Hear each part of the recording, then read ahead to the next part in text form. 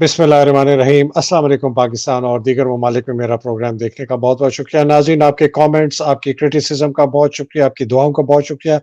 आपकी खिदमत में आज और मकबूल जान साहब को हम आ रहे हैं। और ये साहब बहुत-बहुत शुक्रिया। Welcome to the programme. बहुत शुक्रिया जी। अस्सलाम वालेकुम रहमतुल्लाहि व बरकातहू।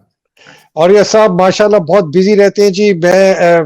इनकी बड़ी मेहरबानी है कि इन्होंने टाइम निकाला मेरे लिए। और ये साहब बहुत तेज़ी से चीज़ें मूव कर रही हैं। आज जिस तरह कई लोग कह रहे हैं कि बहुत मायूस-कुन दिन था, समझ नहीं आ रही, कोई आगे कोई हमारे लाइट नज़र आ रही है टनल के एंड में। तो सबसे पहले मैं मौजूदा जो मीटिंग हो रही है उससे हट के एक मैं बात करना चाहता हूँ। चूँकि आप कायस फ़ाइज़ ईसा को बहुत अच्छी तरह जानते हैं, अमूमन कहा जाता है, और आपने उनके साथ भी सर्व किया है। ज़रा उनके मुतालिक कुछ बताइए और ये बताइए कि वो उन्होंने क्या किया और क्यों किया और वो क्या करने जा रहे हैं, आपके अंदाज़े में? देखिए, मैं सर्व तो नहीं किया, लेकिन मेरे उनके साथ खानदानी तल्लुकात बहुत तवील अरसे से हैं। और ओके, ओके। जैसे मैं मतलब क्वेटा में एक साथ और थोड़े से लोग होते थे, थोड़े से लोगों के साथ तल्लुकात, बहुत खानदानी तल्लुकात, बहुत लेवल के। उनके बड़े भाई जो हैं अज़मत ईसा, मेरे ज़ाती दोस्तों में से हैं। उनकी एक दूसरी फैमिली जो है, उनके उनके ताया वगैरह जेनिफर मूसा जो हैं, उनकी ताई थी। उसके बाद वो जो उनके अपना दूसरे भाई वगैरह कादी याकूब, सारे दोस्तों में से हैं तल्लुकात वाले लोग। इनसे तो मेरी ज़्यादा मुलाकातें नहीं, लेकिन मैं जानता हूँ। देखें, अपनी जगह हर चीज़ अपनी जगह रहे, ठीक है, जो कुछ भी है। वो उन्होंने जिस तरीके से आए अपना असेंबली के अंदर, sorry, as a chief justice, वो भी एक बहुत बड़ा क्वेश्चन मार्क मौजूद है। उसको भी वो खुद जस्टिफाई भी करते हैं कि उस वक़्त और कोई रास्ता ही नहीं था चीफ जस्टिस बनने का। सारे लोगों को इफ्तिखार चौधरी साहब ने निकाल दिया हुआ था, आ गया था सब कुछ। लेकिन बहरहाल समहाउ काज़ी फ़ायज़ ईसा जो थे, वो एक जिसे कहते हैं अपनी एस्टेब्लिशमेंट के साथ बड़ी अच्छे रवैये के साथ आगे बढ़े हैं। आपको शायद याद होगा कि एक बहुत बड़ा मेमो गेट स्कैंडल हुआ था, जी। और वो हुसैन हक्कानी के खिलाफ हुआ था। अब पाकिस्तान की जो पूरा सिस्टम है ना जी, इसका अदालतों का, वो हुआ एडवर्सोरियल सिस्टम। आप कोई दरखास्त लाएंगे और फिर आप साबित करेंगे कि मेरे खिलाफ मैंने ये किया है, तब आपका केस का मजबूत होगा। लेकिन दुनिया में फ्रेंच सिस्टम है, वो इंक्विजिटोरियल है कि जज खुद तहकीक करता है। तो ये अच्छा। पहली दफा पाकिस्तान की तारीख में हुआ था कि उन्होंने मेमो गेट स्कैंडल में एक इंक्वायरी कमेटी बनाई थी, जो कि 3 चीफ जस्टिस पे मुश्तमिल थी, जिसको हेड काजी फ़ायज़ ईसा ने किया था। आप खुद सोचें कि वो किसने बनवाई थी। ये वही ज़माना था कि जब नवाज़ शरीफ साहब जो थे, वो बाकायदा काला कोट पहन के वहाँ चले गए थे, और जनरल कियानी खुद सुप्रीम कोर्ट में हाज़िर हुआ था। कितना बड़ा सूरत-ए-हाल थी, उसमें काज़ी फ़ायज़ ईसा ने बाकायदा वो केस सुना था, और उस केस के बाकायदा उन्होंने इंक्वायरी रिपोर्ट सबमिट कराई थी, जो कि अदालत के अंदर मौजूद है। उस पे इफ्तिखार चौधरी का फैसला भी मौजूद है, 3 या 4 सफ़े का। और पाकिस्तान की कौम आज तक इंतजार कर रही है कि हुसैन हक्कानी कब पाकिस्तान वापस आएगा, जिसको अदालत ने छुट्टी पे भेजा था, और कब पाकिस्तान वो केस सुनेगा। तो ये मतलब फ़ायज़ ईसा साहब बड़े आराम से ये सारे काम, बस मैं आपको एक बात बताऊं, सॉरी, बुनियादी इसमें फ़ायज़ और ईसा। और जी ये जी। सब आपका मकसद कहने का कि ये है इस इंक्वायरी कमीशन में कि उन्होंने एस्टेब्लिशमेंट का बहुत हाथ साथ दिया हुसैन हक्कानी को लाने के लिए। असल में 2 जगह पे काज़ी फ़ायज़ ईसा का इख्तिलाफ हुआ था।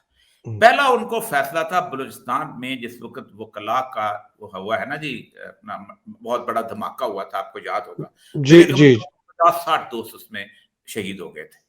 उसके ऊपर काज़ी फ़ायज़ ईसा ने फैसला किया था, और वो फैसला काज़ी फ़ायज़ ईसा का नून लीग की गवर्नमेंट के खिलाफ था। आपको याद होगा कि चौधरी निसार अली ने कहा था कि मैं देख लूँगा ये फैसला कैसे इम्प्लीमेंट होता है, और ये होता है, वो होता है। ओके।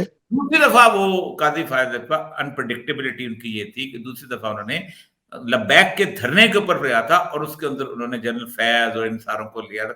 तब उन्होंने ये सोचा था कि इसको मजा चखाया जाए काजी फायद ईसा को, कि ये क्यों ऐसे करता है, ये इसको कभी हमारे साथ होता है, कभी हमारे साथ नहीं होता, सारा कुछ।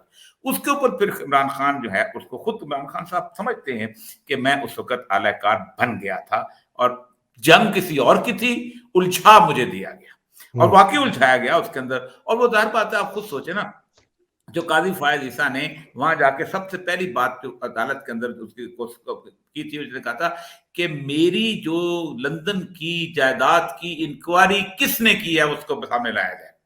जाहिर बात है वो एफआईए ने तो नहीं की थी, वो इनकम टैक्स ने तो नहीं की थी, वो किसी और ने तो नहीं की थी। अब वो कौन सामने आए वहां पर? अब जब तक आप इंक्वायरी करने वाला सामने नहीं आता तो केस जो है हौश पौश में चला गया, और फिर उसके बाद उन्होंने कहा इसको एफबीआर के अंदर भेज दो। तो मैं ये समझता हूं कि काजी फायद ईसा जो है वो बुनियादी तौर पर एक इंडिपेंडेंट ज़हन वाला आदमी है। हजार खराबियां मुझ में भी हैं, आप में भी हैं, सब में भी हैं। और अब भी मैं एक्सपेक्ट करता हूं कि अगर ये जो जिस तरह इस वक्त एंटी जुडिशरी रवैया चल पड़ा है, मुझे लगता यह है कि एक दिन जो है जो अगर अगर रिटेलिएट किया उस वक्त जुडिशरी, तो शायद जुडिशरी इकट्ठी हो जाए। क्योंकि आप खुद देखें ना कि जुडिशरी के अंदर भी अभी तक इनको पूरा यकीन है कि इनकी मेजॉरिटी नहीं है। क्योंकि बिलावल ने भी ये कहा है कि आप 15 जजों की का ना बनाएं, 13 जजों की बनाएं, 2 हमारे जो मुखालिफ हैं वो शामिल नहीं होंगे, एक एजाजुल हसन और एक मदार नकवी। यही बात उसने की है अपना अपना मरियम नवाज ने के हमारे 2 जज। यानी इसका मतलब यह है कि अगर फुल बेंच कॉन्स्टिट्यूट हो जाता है 15 का, तो इस वक्त कम से कम उनके अंदाजा है कि 9 और उसकी 6 की है, और मैक्सिमम 8 और 7 की है। तो ये बहुत बुरी तरह मार खाएंगे। ये भी हो सकता है किसी ना किसी वक्त हो जाए। लेकिन मैं एक बात बताऊं, आज मुझे बहुत तकलीफ हुई है। दुनिया के हर महजब माशरे में जब भी कभी किसी आदमी को जिरगे पे बिठा दिया जाता है ना, खा वो मंगोल थे ना, तो फिर उसकी बात को माना जाता है। बदतरीन फैसले दिए हैं दुनिया के अंदर। मतलब एक 1803 में एक होते थे जज मार्शल अमेरिका में, उसने 1803 में मशहूर केस है मरबरी वर्सेस मेडिसन। उसने फैसला दिया कि पार्लियामेंट का ये ऑर्डर जो है ना बंदे को रिक्रूट करने का अटॉर्नी जनरल, ये गलत है, और कांग्रेस का ऑर्डर उसने खत्म कर दिया। और साथ उसने लिखा कि हमारी जो पार्लियामेंट है ये बिल्कुल नालायक और जाहिल लोगों की है, वो ये नालायक लोगों की है, और इसको हम जुडिशियल ओवरसाइट रखेंगे। आपको पता है 50 साल तक उसका ऑर्डर माना गया, 50 साल के बाद रिवर्ट हुआ। बुरे से बुरे फैसले इंडिया में भी होते हैं, बाकी जगहों भी हम्म। होते हैं, लेकिन लोग हम्म। मानते हैं उनके फैसलों को। हजरत अली की मशहूर मिसाल है कि हम्म। सैयदना अली रजी अल्लाह तआला अन्हु ने काजी की अदालत में एक दावा किया जिरा का। कहा कि फलां यहूदी के पास मेरी जिरा है, कहा गवाह लेके आओ। कहा हसन है मेरा बेटा, कहा बाप के हक में बेटे की गवाही कबूल नहीं। फिर कहा आप मेरा गुलाम कंबर, कहा गुलाम आका के हक में गुलाम की गवाही कबूल नहीं। आपको पता है क्या सैयदना अली झूठ बोलते थे? क्या उनका दावा गलत था? वो चुपचाप काजी की बात को, फैसले को मानते हुए बाहर निकल आए। क्योंकि अगर वो न मानते तो पूरी इस्लाम की जुडिशियल सिस्टम की इमारत गिर जाती थी। और उसी जुडिशियल सिस्टम की इमारत थी, उसी की बुनियाद पे जो यहूदी था वो मुसलमान हो गया था। हमारे यहाँ आज जो कुछ पाकिस्तान की पार्लियामेंट में हुआ है, ये दुनिया की मौजूदा क्या पुरानी, यानी जिरगे के अंदर जो लोग बिठाते थे, जो पंच बिठाते थे, जो सरपंच होता था, फैसला उसका माने या ना माने इम्प्लीमेंट जरूर होता था। हम्म। तो और ये साहब, ये फिर आपका जो आज की रेजोल्यूशन है, इन्होंने जो रिजेक्ट की, इससे पहले भी एक की, पीडीएम की मूवमेंट्स हुई, मीटिंग्स आपस में हुई, मरियम कहती है कर लो जो करना है, तो ये कहाँ जा रही है फिर बात? देखिए ये है आलम मायूसी। आप खुद सोचे ना कि आप भी अगर एक ऑब्जेक्टिव जेन के साथ ये सोचें कि अगले इलेक्शंस कैसे होंगे, और इन लोगों की पास भी सब कुछ पता है, तो इनको इतना पता है कि अगर इंडिपेंडेंट और फेयर इलेक्शन होते हैं, और मैं तो ये भी कहता हूं अगर तमाम तर धांधली भी होती है तब भी ये इमरान खान को नहीं हरा सकते। मैं अपने एक्सपीरियंस, मैंने 5 इलेक्शन एज ए रिटर्निंग अफसर करवाए, और मैं पूरे अपने तजर्बे की बुनियाद पे कहता हूं कि पाकिस्तान के अंदर धांधली की कोई ऐसी मशीन अब तक नहीं बन सकी कि जो इस वक्त जो इमरान खान की फोर्स है, जो इस वक्त मार्जिन है उसका इमरान खान का, उस बाकी को आप नहीं हरा सकते। हमेशा कम से कम मार्जिन करके हराया जाता है, इनको यकीन है। और इनको पता है कि 5 साल हम इमरान खान के साथ कुछ नहीं, एक तो इनको यकीन है, दूसरा बाकियों को भी यकीन है कि अगर हमारे खिलाफ इमरान खान ने किसी किस्म का कोई एक्शन लिया तो उसको पब्लिक सपोर्ट हासिल होगी, हमारा चेहरा पब्लिक के अंदर नहीं होगा उस तरह के हम अपने आप को डिफेंड कर सके। ये है वो फियर जो इमरान खान की, और ये मैं समझता हूं ये फियर इमरान खान का नहीं, ये पब्लिक का फियर है, अवाम की राय का फियर है। और मैं एक बताऊं, अवाम की राय आज नहीं बनी, कोई शख्स अगर ये कहता है कि इमरान खान बहुत बड़ा चमत्कार कर दिया है कि वो इमरान खान ने उस वैक्यूम के अंदर, जो वैक्यूम 75 साल से चला आ रहा था, जिसमें लोग समझते थे कि हमारी राय की कोई एहतराम नहीं है, जो चाहे जिस तरह आता है, वो एक वैक्यूम आया था, उसके अंदर 10-15 साल की एजुकेशन प्रोसेस आया था, उसके अंदर हमारा सोशल मीडिया का एकदम भरमार आया था, उसने लोगों को असल चेहरे दिखाए और इमरान खान उनको एक सेवियर के तौर पर नजर आया। इस वक्त इमरान खान की जगह कोई और होता तो वो हीरो बन जाता। तारीख यही कहती है कि हीरो कभी भी लोगों को नहीं बदलता, लोग पहले बदलते होते हैं।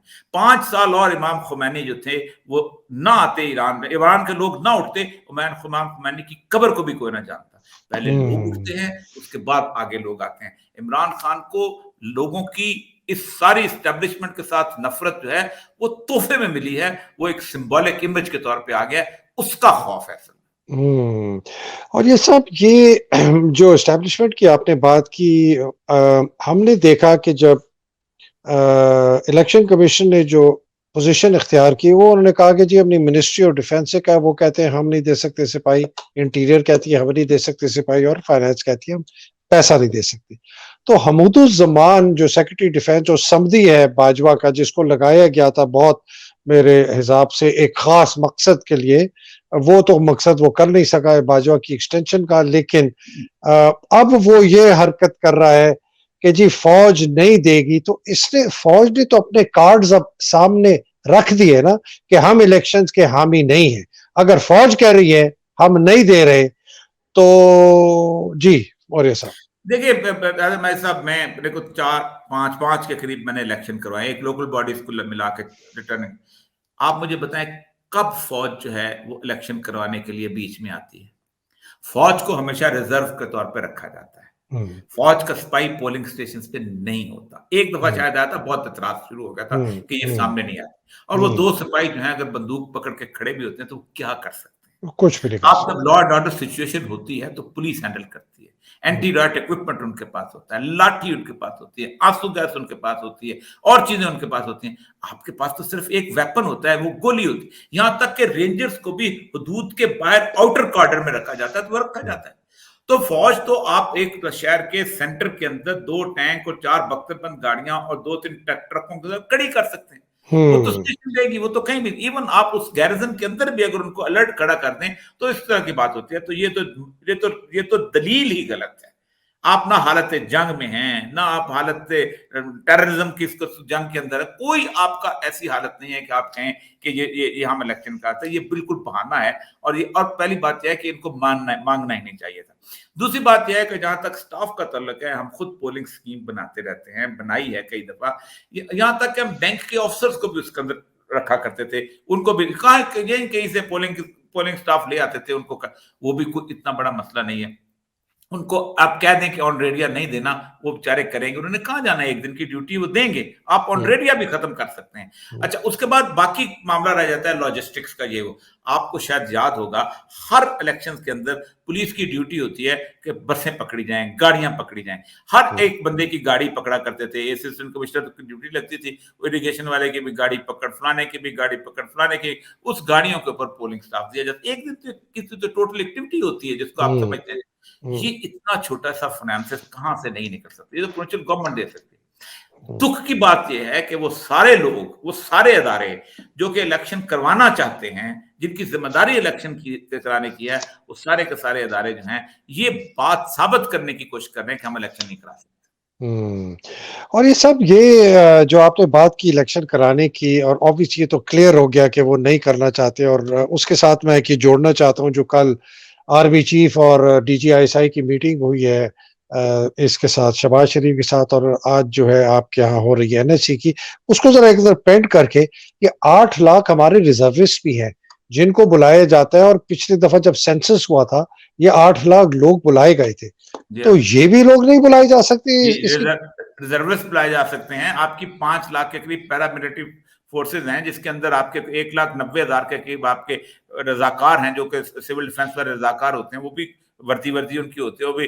साल 1.5 साल बाद वर्दी को इस्त्री करके निकल आते हैं। तो ये सब स्टेट जो होती है ना, मैं एक बात बताऊं, रियासत जो है ये अददी कुव्वत से अपने आप को साबित नहीं करती, रियासत एक खौफ से साबित करती है। वरना 22 करोड़ के सामने 10 लाख लोगों की हैसियत क्या है? कुछ कुछ भी नहीं नहीं है। होती, कुछ भी नहीं होती।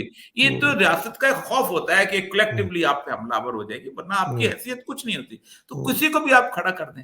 लेकिन असल मसला ये है कि आज जो है वो आपने जो इस वक्त निजाम अदल क्वेश्चन खड़ा किया ना, कल तो कोई एक आदमी खड़ा हो जाएगा, उसका ट्रैफिक का चालान होगा, वो कहेगा कि हम सारे मिलकर हम इस चालान को नहीं मानते, नहीं क्योंकि मानते। तुम गलत चालान कर रहे हो, तुम मम्मी इस अदालत को नहीं मानते, मैं इसका फैसला नहीं मानता। भाई यानी एक साहब, छोटी सी बात उन्होंने सिर्फ की है, कोई ना उन्होंने अदालत ने ये कहा तुम कत्ल करते हो तो मैं तुम्हें पकड़ता हूं, तुम चोरी करते हो तो चोरी ना करो, तुम ये करते हो तुम फला का।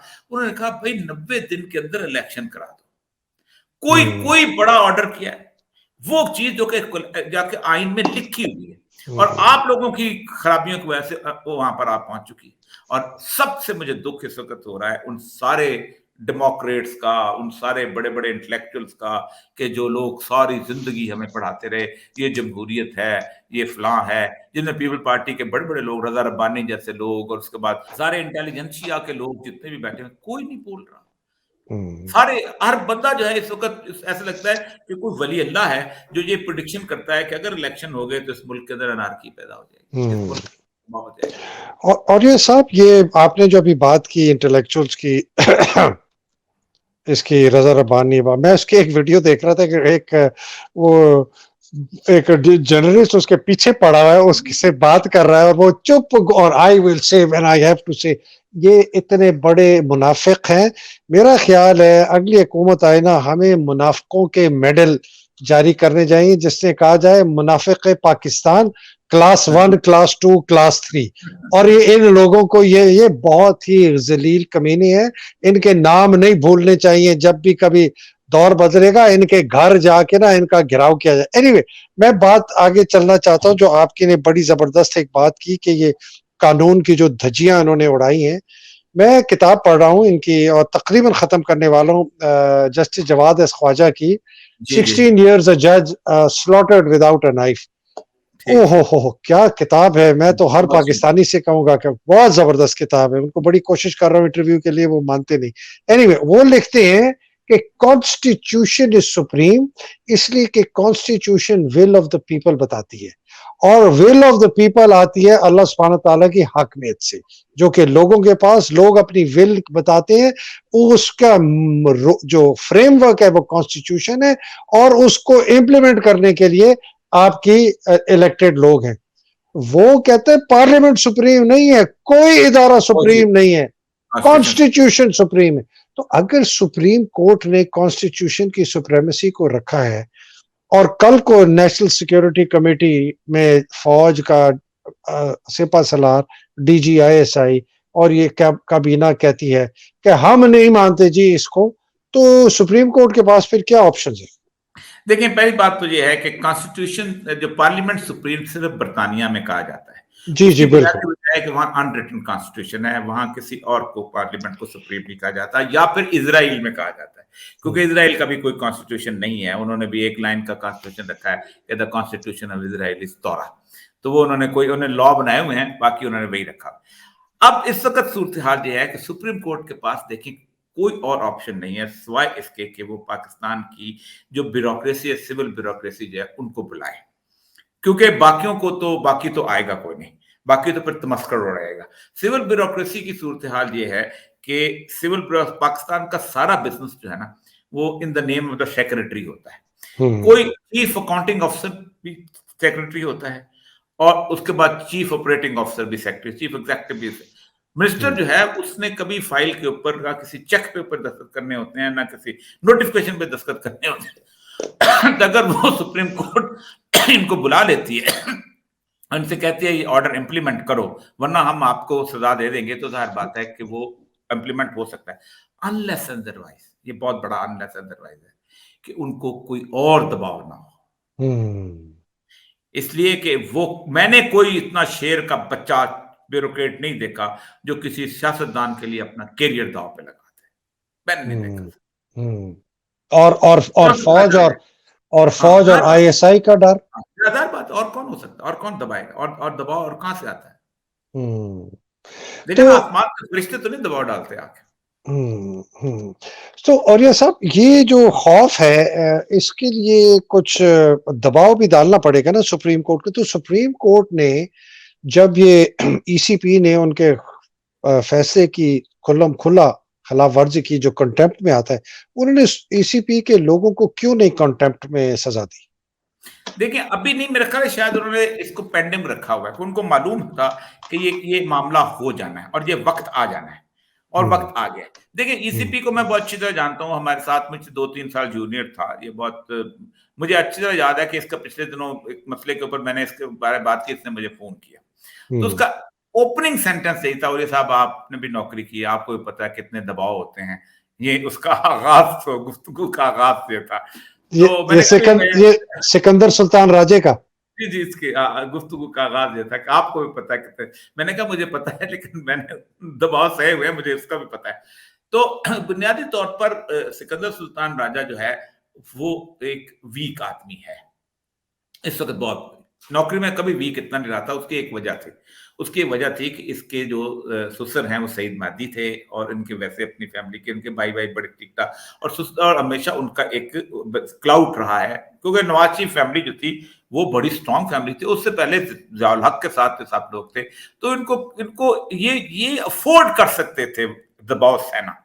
क्योंकि ज़ाहिर बात है ये फिर ये अपराइट इसी तरह से बनते हैं कि पीछे जब आपके अब इस वक़्त मसला ये है कि अब मुकाबला ब ब उन लोगों से आ गया है कि जो उनसे तगड़े हैं। वो मुकाबला उन लोगों से आगे जो नवाज शरीफ से बड़े बदमाश हैं। ये फौजी जिन्होंने नहीं नवा है, ये जिन्होंने नवाज़ बदमाश शरीफ है। को बनाया है, जिनकी गोद से नवाज़ शरीफ बना है। देखिए ना आप मुझे आज हम्म, आज आप खुद सोचें कि पूरे का पूरा ये जो प्रोजेक्ट है, ये इमरान प्रोजेक्ट की बात करते हैं, जो नवाज़ शरीफ प्रोजेक्ट है, हम्म, उस प्रोजेक्ट को आप तारीख उसकी देखें तो आप हम्म, हैरान रह जाएँगे।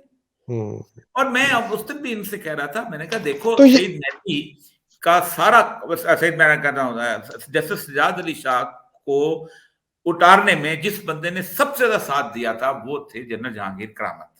हम्म, क्योंकि जनरल जहांगीर करामत जो थे, उन्होंने जो मशहूर उसकी शमशेर अली खान की किताब है जो छपनी के उसमें उन्होंने वो चिट लिख के दी थी कि वी आर विद यू, और फिर वो विद यू नहीं हुए थे। लेकिन आप देखें कि नवाज शरीफ ने उसी जहांगीर करामत को कैसे अनसेरेमोनियसली निकाला है। ये सॉरी औरिया साहब, जहांगीर करामत ने नवाज शरीफ को कहा जब वो सज्जाद अली शाह को उतारने का कर रहा था कि वी आर विद यू। नहीं, हुआ ये था कि जिस वक़्त ये हो रहा था सज्जाद अली शाह वाला, तो इन्होंने कैबिनेट में कहा कि जहांगीर करामत हमारे साथ है। उधर से फारूक लगारी ने एक मीटिंग बुलाई। जब बुलाई तो उस मीटिंग में जहांगीर करामत साहब भी आए, सब आए, तो उठ के मीटिंग खत्म हुई। फारूक लगारी अपने दफ्तर चला गया। तो प्रिंसिपल सेक्रेटरी होते थे शमशेर अली खान। तो हम्म, उसने कहा शमशेर अली खान से ये पैड दो, तो उसने प्रेसिडेंट हाउस का पैड जो है वो दिया, तो उसके ऊपर उसने कच्ची पेंसिल से लिखा वी आर विद यू, और उसने उसको कहा कि ये अपने फारूक लगारी साहब को दे दें। लेकिन जब वो उसके सुप्रीम कोर्ट पे हमला हुआ, औरिया साहब सॉरी, आपकी आवाज बिल्कुल उस वक्त नहीं आई थी। कच्ची पेंसिल ली और क्या किया? उस पे लिखा वी आर विद यू। और किसने और लिखा? जनरल जहांगीर करामत ने किसके लिए लिखा we are with you? Farooq लगारी के लिए, फारूक लगारी के लिए। और फारूक लगारी इस हम इसके ये नवाज सजाद अली शरीफ शाह के के हक में था, सजाद अली शाह के हक में था ना जी। सजाद अली, अच्छा तो ठीक। सजाद अली शाह ने जब सुप्रीम कोर्ट पे हमला हुआ, हम्म, तो उसने कहा कि बुलाओ वी आर विद यू को। हाँ। तो उसने वी आर विद यू नजर नहीं आया। नजर नहीं आया। लेकिन आप देखें कि उसके साथ एहसान नाफरामोशी कितनी है, कि जैसे जहांगीर कामत साहब गए हैं अनसेरेमोनियसली यहाँ से। हम्म, हम्म, मैं आपको बताऊं, ये अपना उस दिन भी मैं बात कर रहा था, वो फिर नाम गलत ले लिया मैंने, तो उन्होंने अमेरिका से फोन भी किया। अच्छा हो गया आपसे बात करते। वो एक और प्रोग्राम में कह रहा था, उनका नाम तस्हीह हो जाएगी कि इनके 4 दोस्त थे नवाज शरीफ साहब के, हम्म, बहुत अच्छे दोस्त, करीबी दोस्त, ब्यूरोक्रेट्स में हम्म, से। एक थे सईद मेहदी, हम्म, दूसरे थे शफकत यज़दी, हम्म, तीसरे थे नवीद आसिफ। एक हम्म, नवीद आसन है, ये नवीद आसिफ है। नवीद आसन जो थे ना, ये उनके प्रिंसिपल सेक्रेटरी रहे, लेकिन बाद में रहे। ये नवीद आसिफ और एक वो हारून साहब थे। तो इनमें से सईद मेहदी साहब बच गए। हम पूछते कैसे बच गए, उन्होंने कहा हमने तो बड़े आराम से हाथ बांधे। हमने कहा मिनिस्टर साहब क्या हाल चाल, ठीक है, ये जरा सा कहते थे हाउ आर यू मिनिस्टर साहब। तो उसमें सबसे पहले तो नवीद आसिफ जो थे, उसको उन्होंने बकायदा करप्शन का केस लगाया, और जिस वो सियालकोट में थे ना बेचारे डिप्टी कमिश्नर, उसी थाने में रखा, उनको हार्ट अटैक होकर फौत हो गए। शौकत दीदी साहब को उन्होंने रातों रात GOR में से पुलिस भेज के उनका सामान उठाया, उनका इसको निकालो यहाँ से। हारून जो थे उनको कहा कि इसको ना लाड़काना भेजो, और पीछे बंदा भेजा कि वहां से छुट्टी कोई ना दे इसको, ठीक। और एक मतलब, तो हमेशा से वो एक वेंजेंस जो है उनके अंदर मौजूद है, और बड़ी खौफनाक किस्म की वेंजेंस है, जो अब इस वक्त तो इसको वेंजेंस में आए हुए हैं। और वो उसमें बड़ी मजेदार बात की उन्होंने, नवीद आसन साहब ने, जब उनको उन्होंने कहा आपने मेरा नाम गलत ले लिया। मैंने कहा मैं कहीं तस्दीक कर दूंगा। वो नवीद आसन था, उन्होंने कहा मैंने बकायदा इनके साथ काम किया था, और मैंने कहा था कि आप बड़े सॉफ्ट लगते हैं, लेकिन मैंने आप जैसा गहरा और वेंजेंस वाला आदमी नहीं देखा जिंदगी। ये नवाज शरीफ बहुत, ये जो जिसको आग लगी हुई है ना, मैंने जी एक अपने वीलॉग में कहा कि अगर सूरह लहब अबू लहब की पढ़ लेना, तो अबू लहब का जो अल्लाह सुब्हान ताला बयान करता है ना, ये उस तरह का आदमी है, अबू लहब जैसा। और अबू लहब की बीवी का जिस तरह का बयान है ना, ये मरियम उस तरह की है। अल्लाह इन लोगों से हमें निजात दिलवाए, आमीन।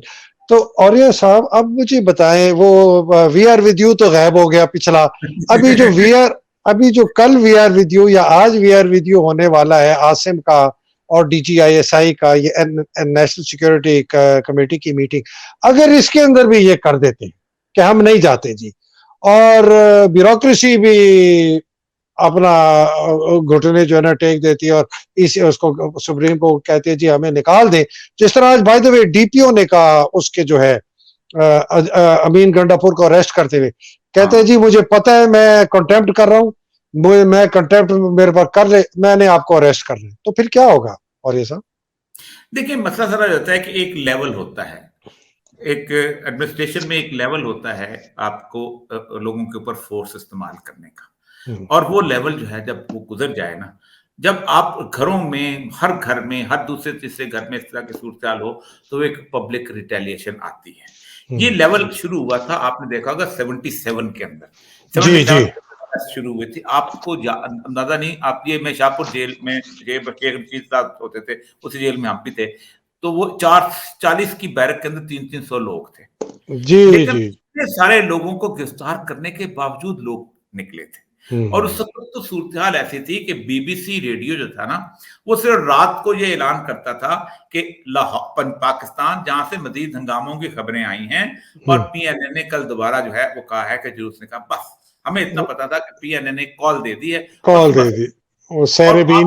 मुझे याद है अच्छी तरह, जब दूसरे दिन जो मस्जिद शुहदा से हम लोग आगे निकले थे, तो इस बुरी तरह लड़कों को मारा गया था कि जिसकी हिसाब ही नहीं। सलीम मंसूर खालिद हमारे दोस्त होते थे, वो तो बेचारे बुरी तरह जख्मी होके आ गए थे, और हर ब्रूटैलिटी। लेकिन फिर उसके बाद एक लेवल आता है कि फिर आप फिर लोग कहते हैं बस ठीक है, अब देखिए, ये उनको रियलाइजेशन शायद नहीं है। देखें, पाकिस्तान में अब तक आपने जो ऑपरेशन किया है ना, वो आपने मेन लैंड से दूर किया है। आपने मेन लैंड में कभी आपके ऑपरेशन का तजर्बा नहीं है। आपने बांग्लादेश में किया, आपके जहाज तैयार थे, जहाजों पे आप बैठ के, पोस्टिंग्स होती नहीं। आप खुद सोचे ना कि सबसे पहले जिस वक्त जनरल याकूब ने इनकार किया और 4 सफ़े का लेटर लिखा, तो आपने टिक्का खान को भेज दिया, और टिक्का खान की फिर रेगुलर पोस्टिंग हुई। जैसे खालिद हसन राजा वहां रह गए तो न्याजी आ गया। आपको पता था जैसे बड़ी नॉर्मल सी चीज है, यूनिट्स की पोस्टिंग होती थी। जहां जेबर बाप जिसने वो बैंक चोरी किया था वो आता रहा, ठीक। यहां पर भी आपने ऑपरेशन किया बलूचिस्तान में, या आपने ऑपरेशन किया है KPK में, मेनलैंड के लोग नहीं है। बलूचिस्तान से तो हालत ये है ना कि पूरा बलूचिस्तान घूमो, उस वक्त जब ऑपरेशन शुरू हुए थे तो एक सूबेदार मेजर नहीं मिलता था, किसी का रिश्तेदार, ये सूरत हाल। आपने ऑपरेशन किया सिंध में, सिंध की भी यही हालत थी कि दूर दूर से किसी के मेजर की कोई फैमिली नहीं। आप क्या समझते हैं, चकवाल में, जेलम में, अपना उकाड़ा में, कोहाट में, बन्नू में, किसी और जगह, सर पिंडी में, माल रोड पे, मरी रोड पे, 6th रोड पे, सैटेलाइट टाउन में और करने के बाद आप घर वापस जा सकते हैं। आप अपने बीवी बच्चों का सामना कर सकते हैं, आप अपने कजिन का सामना कर सकते हैं। नहीं कर सकते, इनको भी रियलाइजेशन है, लेकिन पता नहीं समहाउ क्या है। ये बातें तो ज़ाहिर बात है, असल में पता क्या मैं सब असल मसला पता क्या हुआ है? पाकिस्तान की इंटेलिजेंस एजेंसी जो है ना, वो अब ट्रुथफुल नहीं रही। हुँ, अब वो वैसी रिपोर्ट बनाती हैं जैसा उनका बॉस रिपोर्ट पढ़ना चाहता है, हुँ, और उसी वजह से हम खराब होते हैं। हुँ, वो यही कहेंगे जी बिल्कुल ठीक है, आप एक्शन ले लें। ये जो शाह ईरान को खराब किया था, 17 एजेंसीज की रिपोर्ट थी, और मैं हैरान होता हूं, इतना सा कंक्लूडिंग पैरा था वो मैंने पढ़ा ईरान में, कि Iran has not yet ripen to the level of revolution, imagine करें। Big middle class, there is a big middle class. Sir उसी मिडिल क्लास ने उड़ा के रख दिया था। ये और ये सब मैं आपको एक और बड़ी खतरनाक एक बात बताता हूँ। मेरे पास एक बहुत सीनियर रिटायर्ड अफसर ने कहा कि वो बैठा हुआ था मौजूदा सीनियर अफसरों के साथ 2-3, उनमें से तीनों का मुत्तफ़िक़ा फ़ैसला ये था कि ये जो इमरान की सपोर्ट है, ये सिर्फ़ सोशल मीडिया का फिनोमेना है, और एग्जैक्टली, ये जो है, ये गुबार है, ये उड़ जाएगा। उड़ और जाएगा। इसकी तस्दीक कौन करता है? आपका आर्मी चीफ आसिम मुनीर खुद।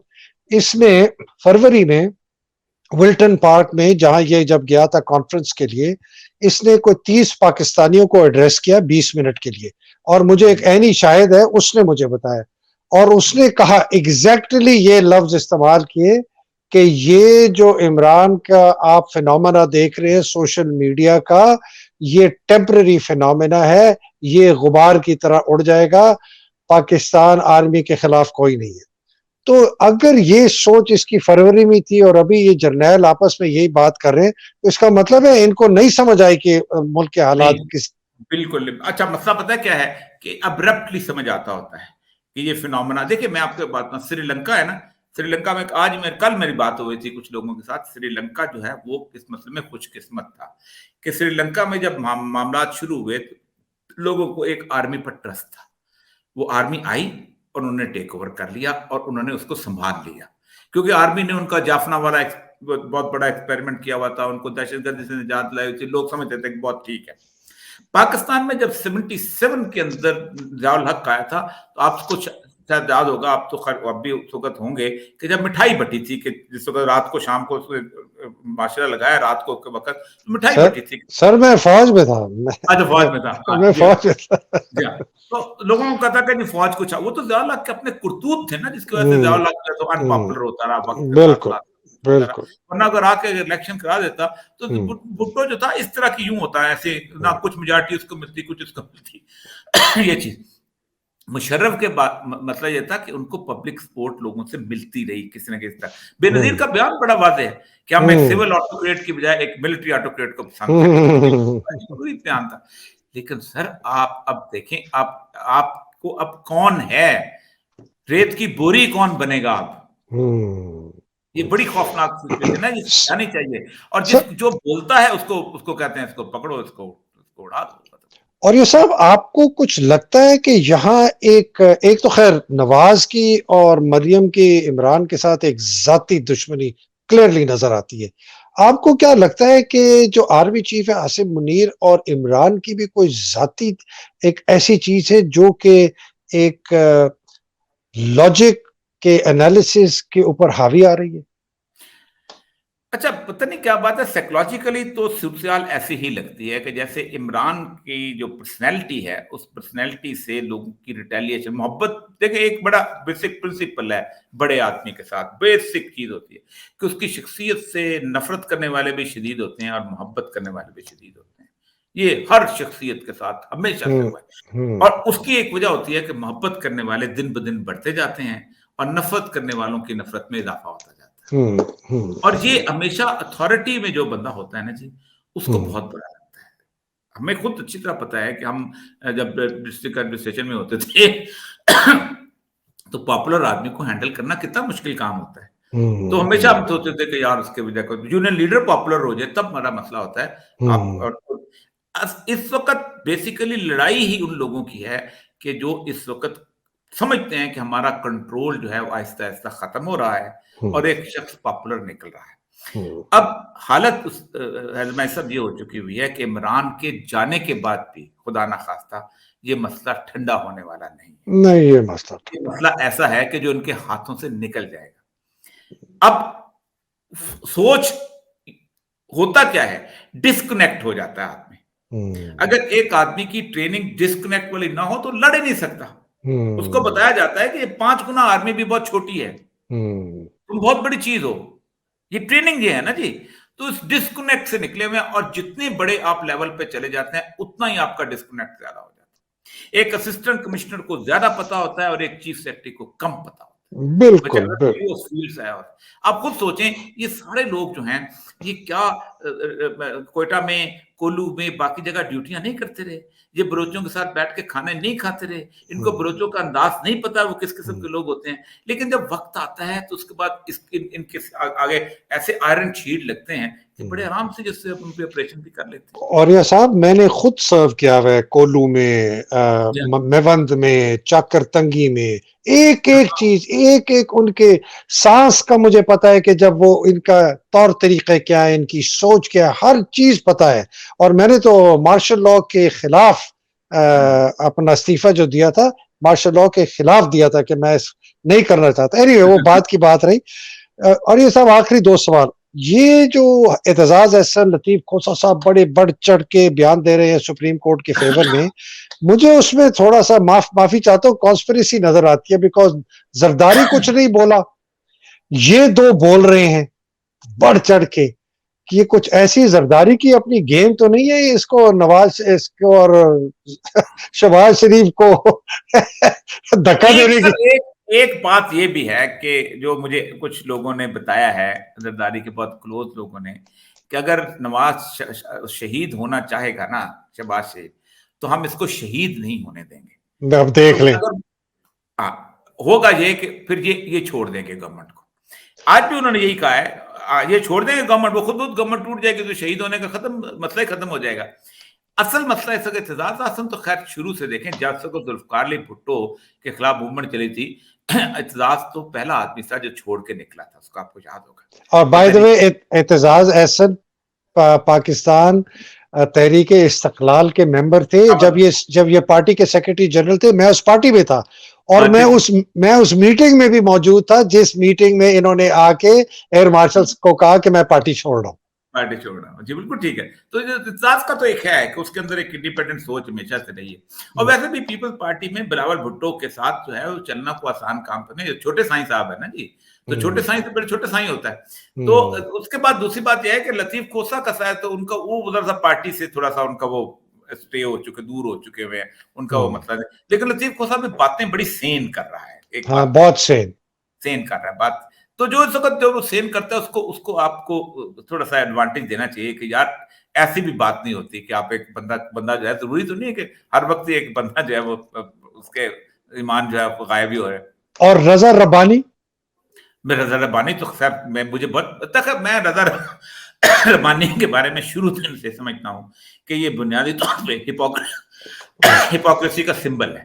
देखिए जिस मुनाफ़िक है। वक़्त मिलिट्री कोर्ट्स बनी थी, हुँ। तो उसने आँसुओं से रोते हुए तकरीर की थी। हुँ, हुँ, हुँ, हुँ, बहुत दुखी है और ये वोट पार्टी की अमानत है। ओ भाई, इस्तीफ़ा दो। हुँ, तुम्हारे ईमान, तुम्हारे ये कान, तुम्हारी इसके ऊपर पार्टी की छोटी-सी सेनेटर की सीट इम्पोर्टेंट है? हुँ, क्या ये कौम इतनी बेवकूफ़ है कि तुम्हारी तकरीर सुनेगी? हुँ, आपने वोट भी दे दिया मिलिट्री कोर्ट्स के लिए और हुँ, आपने जमहूरियत के ऊपर तकरीर बन करके अपने आप को पता नहीं क्या ये सारे के सारे नंगे हो चुके हैं। आप देखें इस हुँ, वक़्त पाकिस्तान के तमाम एंकर पर्सन, वो तमाम कॉलमिस्ट जो सारी ज़िंदगी जमहूरियत की बात कर रहे थे, आप टोटली उन इक़दामात की आप वो तौसीक़ कर रहे हैं कि जो अगर ज़ियाउल हक करता तो गाली दे। ज़ियाउल हक ने क्या कहा था कि इलेक्शन नहीं हो सकते, हालात हुँ, ख़राब हैं। हुँ, मुशर्रफ ने क्या कहा था इलेक्शन नहीं हो सकते, हालात हुँ। ख़राब है। ठीक है, तमाम हमारा इंटेलेक्चुअल जितने भी आप देख रहे हैं सारे यही बात करते हैं। और ये साहब ये सब के सब और मैं इनमें से काफ़ियों को जानता हूँ जब मैं डॉन अखबार में काम करता था, ये बड़े एंटी ज़िया, बड़े हाँ, धड़ल्ले के एक बैठा हुआ है स्पेन में, नवाज शरीफ से पैसे खाता है, उसकी फेवर में आर्टिकल लिखता है, डॉन का एडिटर भी रह चुका है। ये सारे जितने हैं, ये सब एलीट जो कैप्चर है ना पाकिस्तान के, ये उसके बेनिफिशरीज हैं। हाँ। और इसीलिए ये तब तक साथ रहे जब तक एलीट इनको खिलाता रहा, तब वो सिविलियन एलीट इनको खिलाता रहे। अब ये जो फौजी एलीट कैप्चर जो शामिल हो गए ना, इनके साथ ये शामिल हो गए, इनसे तो मुझे कोई उम्मीद नहीं है। और ये सब देखें, जी जी प्लीज। आप देखें, अभी तो तोशा खाने की सिर्फ पिछले 10 साल नहीं निकले, तो कितने साफियों की रोलेक्स की घड़ियां निकल आई हैं आपके पास। अब मैंने कई दफा कहा है कि घड़ी रोलेक्स की बंदी हो ना तोशा खाने की, तो सच नहीं बोला जाता है। सब नहीं बोल। और वो सारे उन लोगों की निकली हैं जो प्रो नवाज शरीफ। बहुत। और ये सब इनका भी कभी एहतसाब किसी तरीके से होना चाहिए। हमारे एक फौज के एक जर्नैल होते थे अर्ली डेज में, पार्टीशन के बाद, वो उन्होंने करप्शन करते हुए उनके ऊपर एक एलिगेशन थी। तो एक जनरल कॉर्प जनरल साहब थे, उन्होंने हमारे वालिद साहब को कहा कि Mehdi, we stopped inviting him for tea, मतलब हमने उसको अपने घर बुलाना, चाय पे बुलाने से, मतलब खाने पे तो नहीं बुला। ये देखिए, ये आपको सोशल पुशबैक भी होना चाहिए कि जब ये लोग हैं, इनको फिर सोसाइटी के अंदर आप उनकी बच्चों की शादियों में मत जाएं, आप उनकी दावतें कबूल मत करें। हम उनके गालियां भी देते हैं, फिर उनके बच्चों की शादियों में भी जाते हैं, उनकी दावतों में भी खाते हैं, उनको अपने घर भी बुलाते हैं, कहते हैं वो फलाना देखो जी हामिद पीर मेरे घर आया। ये हमारी अपनी भी मुनाफकत है ना। असल मसला यही है ना कि अभी तक हमने एक मुकम्मल तौर पे, एक तो मीडिया का ये जो हिस्सा है ना, ये इनके हाथ में है। और ये मीडिया जो ऐसी चीज है कि जिसको चाहे आप जब चाहें जब बदनाम कर दें। अब किसी के बारे में कोई एक चीज चला दे, कौन है वो जाके अदालतों में आके जाके डिफेंड करता फिरेगा जी। और मैं तो ऐसे लोगों को जानता हूँ कि जो बकायदा बकायदा पैसे लेते हैं मुख्तलिफ किस्म के लोगों से। उनको एक प्रोग्राम किया तो 2 प्लॉट ले लिए, एक प्रोग्राम किया तो 5-10 करोड़ रुपया ले लिया, ये कर लिया। तो इनका एक धंधा है। मैं आपको, मुझे प्रोड्यूसर, इनका अंदर का प्रोड्यूसर बताते हैं कि इनके प्रोग्रामों की सीटें बिकती हैं। यानी ये फलां आदमी की सीट है और वो बकायदा, मुझे उसके एक प्रोग्राम के उसके बहुत बड़ा आदमी है जिसका जिसका वो प्रोड्यूसर था। वो कहता कि मैं पूरा उसको हर महीने चेक देता था कि ये तुम्हारे इस सीट के पैसे आए थे, तो थर्ड वाली सीट के पैसे थे, ये तुम्हें चेक देते सीटें। ये बड़े बड़े लोग आजकल, जो बड़े लोग मीडिया में बड़े बन गए हैं, जो आजकल कुछ भी नहीं थे, वो लोग जो जिनको आप एक एंकर को देखे कि उसके प्रोग्राम में एक रेगुलर कौन आदमी आता है, तो आपको पता चल जाएगा कि वो आदमी की औकात क्या है और वो क्यों आ रहा है। और फिर आपको पता चल जाएगा कि कहां से पैसे आते हैं। और ये सब जब मैं एंकरिंग करता था ना पब्लिक न्यूज के लिए, आप भी करते थे अपने, तो जी मुझे एक बहुत मशहूर एक एंकर है, वो कि मैं उसका नाम नहीं लेता, मुझे कहता है मेहदी साहब आपको कोई किसी ने अप्रोच नहीं किया। मैं कहा हाँ। यार मैं तो दुकान लगाए बैठा हूं कि कोई आएगा। सही कह मुझे रहे 6 महीने एक आदमी ने भी नहीं अप्रोच किया, हैं। नहीं, ना मलिक रियाज ने, ना नहीं, नवाज ने, ना जरदारी के किसी वो बंदे देख ने। लेते हैं सर, उनको पता होता है। उन्हें, हमें नहीं आज तक जिंदगी में अप्रोच किया। आपको मेरी एक जो 1 साल की पोस्टिंग सेक्रेटरी इंफॉर्मेशन की गुजरी है ना जी, उसने बड़े बड़े चेहरों के नकाब उतारे हैं। मतलब ऐसे लोग थे जिनको मैं जिंदगी में बचपन में आइडियल बनाया करता था कि क्या लोग थे और क्या चीजें थी। और जब मुझे पता चला कि वो रेगुलर मुझे इतने पैसे देने हैं उनको और पहुंचाना है उसको किसी न किसी तरीके से, या किसको गाड़ी देनी है या किसके इलाज के नाम पे ऊपर, तो मुझे हैरानी होती थी कि ये कैसे कैसे लोग हैं कि जिनको लोग देवता बना के बैठे होते हैं। अल्लाह। और ये सब ये मैं एक और थोड़ा सा फिर आखिरी सवाल आपसे पूछना है कि असेंबली तहलील कर देंगे। मैं जब एक बहुत बड़ी कंपनी में काम करता था, तो वहाँ मिनिस्टर्स आया करते थे उसकी चीजें देखने के लिए, गाड़ियों में, टोयोटा की बात। तो मुझे मरहूम चेयरमैन ने कहा कि यार वो फलाना मिनिस्टर है, वो गाड़ी एडमायर कर रहा था, यार ये गाड़ी उसको भिजवा दो। मैंने उसको कहा बात सुन, गाड़ी तूने भिजवानी है ना, तो तू अपने पैसों से भिजवा। ये चेयरमैन है मेरी कंपनी का, मेरा माय सही बॉस। सही मैंने कहा अगर गाड़ी भेज दी, यू पे योर ओन मनी, गाड़ी खरीद और उसको हाँ, भिजवा दे। ये सही हमारे कोटे में से गाड़ी नहीं जाएगी। तो वो मेरी शक्ल देखता रहा, कहता आर यू सीरियस? मैंने कहा of course I am serious. मैं बिल्कुल इस बंदे को गाड़ी किस चक्कर में दूं, ये गाड़ी है। तो एनीवे पता नहीं उसने उसको आगे भेजी कि नहीं भेजी। अच्छा सर बताएं, ये असेंबली तहलील करेंगे कि नहीं? देखें, 2 ही रास्ते हैं। अगर तो सेम सूरत हाल है ना, तो आज जो इमरान खान ने ऑफर किया है कि आए बैठें, हम कॉन्स्टिट्यूशनल अमेंडमेंट कर लेते हैं, कि एक वन टाइम कॉन्स्टिट्यूशनल अमेंडमेंट करके, जैसे ज़ियाउल हक के ज़माने में की थी, कि इतने अरसे के बाद हम इलेक्शन करवा सकते हैं। वन टाइम कॉन्स्टिट्यूशनल अमेंडमेंट हो सकती है, जो कि इसके बाद खुद ब खुद जरा उसके मुतालिक बताएं क्या होगी ये अमेंडमेंट। तो उसमें यही होगी ना कि सारे के इस वक्त हम जून में करते हैं या फर्स्ट वीक ऑफ अपना जून में करते हैं या लास्ट वीक ऑफ जून में करते हैं, यही बनेगा ना ज्यादा। वो कहता है अक्टूबर पे भी आप करना चाहते हो तो एक अमेंडमेंट कर लेते हैं किसी सूरत पे, कोई कहीं कहीं हम रुक जाए कहीं तो इसका तो और ये साहब सॉरी, इसका मतलब ये कि फिर ये सारे जो पीटीआई के मेंबर्स हैं ये वापस चले जाएंगे असेंबली में? जी, वो उसका रास्ता तो निकालना पड़ेगा, कोई कोर्ट के फैसले है ना जी, अमेंडमेंट करने के लिए फिर अदालत फैसला तो करेगी, कोई ना कोई ऑलरेडी फैसले मौजूद हैं, ये उनको एंट्री नहीं होने दे देगा। तो असल मसला इस वक्त ये है कि आप जनरल कोर्ट ने भी सर 2 दफा कहा है, रिक्वेस्ट किए यार खुद बैठ जाओ, खुदा के लिए बैठ जाओ, ये तुम्हारा मसला है। असल मसला बुनियादी तौर पे ये है कि अगर पीडीएम के मतलब नून लीग को अकेली इतना भी यकीन हो जाए ना कि हमारी थोड़ी सी प्रेजेंस आ जाएगी तो शायद मान जाए। तो फिर इमरान खान को ना कहना चाहिए कि ये मैं तुम्हें 40 सीटें गारंटी करता हूँ। उनको कहना चाहिए कि मैं दादा, उनको पता है कि पंजाबी में एक लफ्ज़ होता है हुंजा फिरना, हुंजा फिरना, अच्छा है कि हुंजा फिरने वाला है।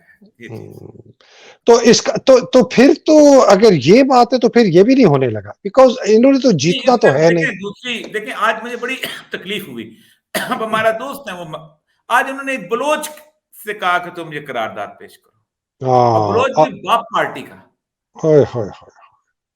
खुद उठो। अच्छा सुने 40 या 44 342 के हाउस में 42 लोगों के दस्तखत हुए हैं, बाकियों ने दस्तखत नहीं किए, क्योंकि उनको पता है कि ये 42 जो है वो कल किसी भी वक्त, देखा ना आप कह रहे हैं कि सुप्रीम कोर्ट ने 2 बंदों को फांसी का हुक्म दिया है कत्ल के सिलसिले में, तो हम हुकूमत को कहते हैं कि इसके कत्ल को फैसले को इंप्लीमेंट ना करे, फांसी ना दे। ये कहीं दुनिया में होता है? यही कहा है ना उन्होंने। तो ये तो एनआरकी है पे, इसका मतलब कॉन्ट्रैक्ट बिल्कुल टूट गया, कॉन्स्टिट्यूशन का कॉन्ट्रैक्ट टूट गया, आइन तो खत्म हो गया आज के दिन। तो अब फ्री फॉर ऑल है, अब मेरा भी हक है कि मैं बंदूक उठाऊं और जाके मैंने जिस मर्जी को मारना है मारूं, इसलिए क्या कोई कानून ही नहीं है। देखिए जी, इसका मतलब ये हो गया ना कि अगर आप सब लाहौर में सबसे बड़ा जनाजा जो था टीपू ट्रका वाले का था, अगर टीपू ट्रका वाला जो है वो अपने लोगों को साथ लेके आता है और कहता है कि मेरे फलां बंदे का जो फांसी, खबरदार उसको फांसी दी गई, मैं इस अदालत को नहीं मानता हूँ, तो मैं इस अदालत को नहीं मानता, मैं इस फौज को नहीं मानता, मैं इस पुलिस को नहीं मानता। अच्छा, ये लोग जो समझते हैं कि ये हम सिर्फ एक सुप्रीम कोर्ट के बारे में कहते हैं, मैं आपको बात बताऊं, इफ्तिखार चौधरी साहब की अदालत में एक दफा उन्होंने कुछ पुलिस वालों के बारे में बात की, तो मैं पेश हुआ था वहां कोयटा में चीफ जस्टिस। मैंने कहा आपको पता है जो चौराहे पे सिपाही खड़ा है ना, ये बताता है ये चीफ जस्टिस है, ये बताता है चीफ मिनिस्टर है, इसको थप्पड़ पड़ जाए तो आप समझो आपको भी थप्पड़ पड़ गया। अदालत बताती है कि फैसला कैसे इंप्लीमेंट होता है, अदालत का तमस्कर हो रहा है, किसी का फैसला कोई नहीं मानेगा, कभी नहीं मानेगा कोई।